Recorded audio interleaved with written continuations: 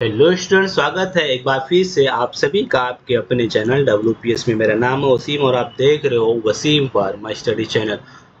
हमारा important question चल रहा था पूरा, जिसमें आज लास्ट सब्जेक्ट है डी फार्मा सेकेंड ईयर का और सब्जेक्ट नाम है pharmacy law and ethics.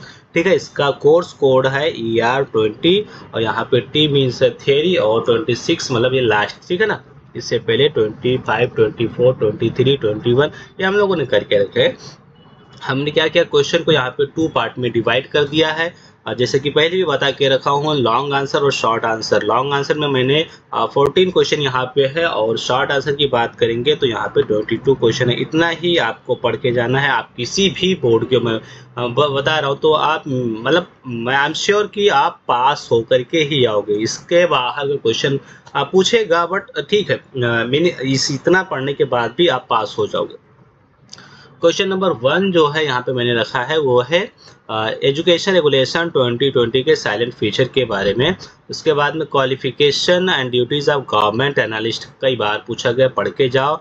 DTAB तो करके ही जाओ, हर हाल में यहाँ से क्वेश्चन बनता ही बनता है, DTAB से बनता ही बनता है। ठीक है, और यहाँ पे नेशनल एसेंशियल मेडिसिन के यहाँ पे क्या क्या क्राइटेरिया है ये अभी आपको पढ़ के जाना है। फार्मासिस्ट के ओथ क्या होते हैं ये भी कई बार पूछा जाता है, तो आपको करके जाना है इसको। और explain the e governance of the licence, इसको आपको करके जाना है।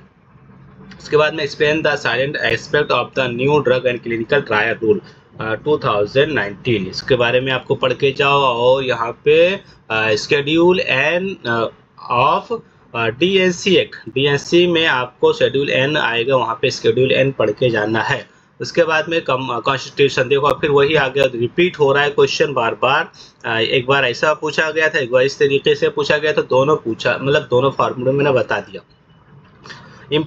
Right A note on import and export drug, तो यहाँ पे इंपोर्ट और एक्सपोर्ट के बारे में आपको बताना है।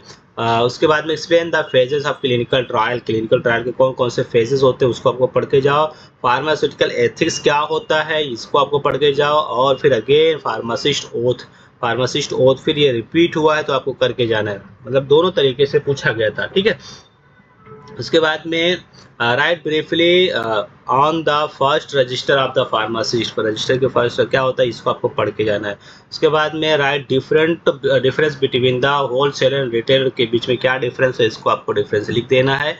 और उसके बाद में क्वेश्चन नंबर 14 का बी है explain the calculation of the selling price, selling price कैसे कैलकुलेट करेंगे उसको आपको यहाँ पे लिखना होता है। ठीक है, और आ जाते हैं, फिर अब बात करते हैं हम लोग शॉर्ट आंसर के बारे में। शॉर्ट आंसर में आपको describe the function of pharmacy council of India के बारे में आपको लिखना, कई बार पूछा गया है ये।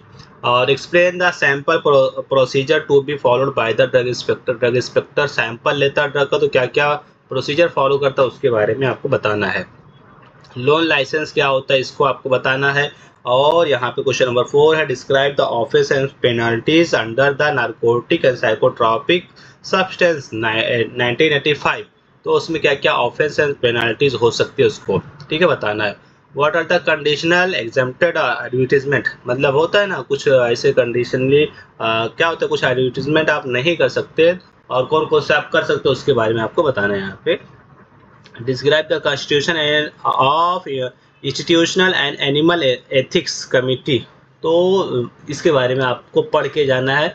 और यहाँ पे क्वेश्चन नंबर 7 की बात करेंगे, silent aspect of poison act 1919 के क्या साइलेंट एस्पेक्ट थे उसके बारे में आपको बताना है। और उसके बाद में गिव द कैलकुलेशन, फिर again retail price of the formulation according to the drug price DPCO 2013, ठीक है ना, तो 2013 की बात है, तो वो आपको बताना है।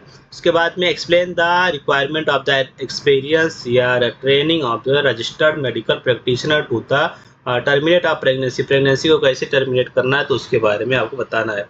उसके बाद में describe the organogram of the CDSCO, ठीक है ना, इसके बारे में आपको बताना है। और क्वेश्चन नंबर 11 में what are the different type of the licences committee under the umbrella of the pharmaceutical business, तो ये आपको क्वेश्चन करके जाना है। उसके बाद में क्वेश्चन नंबर यहाँ पे क्या कर सकते हो 12, आपको देखो क्या है, एडवर्टीजमेंट एंड मैजिक रेमेडीज को डिफाइन कर देना है। और कुछ और टर्म दिए जैसे नारकोटिक ड्रग को आपको डिफाइन करना है, ओपीएम क्या होता है इसके बारे में, कोका डेरिवेटिव इसको आपको करके जाना है। और क्वेश्चन नंबर 14 की बात करेंगे, short note on breeding and stocking of animal.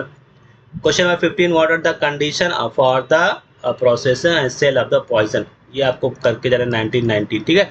Pregnancy यहाँ पे फिर अगेन टर्म ये क्वेश्चन रिपीट हुआ है, ठीक है ना। गवर्नमेंट एनालिस्ट ये भी आपको पढ़ के जाना है, और फिर अगेन ये क्वेश्चन रिपीट हुआ है, क्वेश्चन नंबर 18, ठीक है।